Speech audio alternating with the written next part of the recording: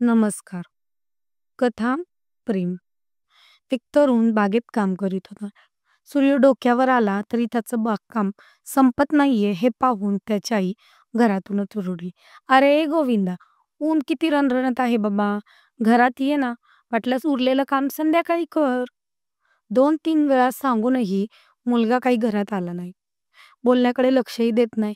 असं पाहून त्या बाईने आपल्या 4-5 वर्षाच्या नातवाला म्हणजेच उन्हात बागकाम करणाऱ्या मुलाच्या मुलाला उचललं आणि बागेत असलेल्या आपल्या मुलापाशी नेऊन ठेवलं. आपल्या मुलाला उन्हात पाहून त्याचा पिता आपल्या आईवर भडकून म्हणाला, "आई, अगं ऊन किती तापलंय आणि तू चंदूला इथं उन्हात आणून ठेवलंस. याला उन्हाचा त्रास नाही का होणार?" त्या तरुणाची आई मुद्दाम म्हणली, "ऊन लागलं तर लागलं. यात काय विशेष?" तो तरुण म्हणाला, "आई, तो माझा मुलगा आहे. त्याला ऊन लागतंय. नुसतं ऊनच नाही, तर त्याला होणारा त्रास पाहून माझ्याही जीवाची तगमग होते ना गं."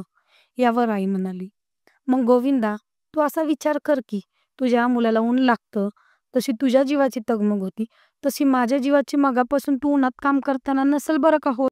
वृद्ध व प्रेमळ आईचा हा बिनतोड युक्तिवाद ऐकून गोविंदा निमूटपणे कुदळ कोयता उचलून बागेतून हसत हसत घरात गेला. तात्पर्य: स्वतः पालकाच्या भूमिकेत गेल्याशिवाय आई-वडिलांचं प्रेम, माया, काळजी कळत नाही बरं का. धन्यवाद.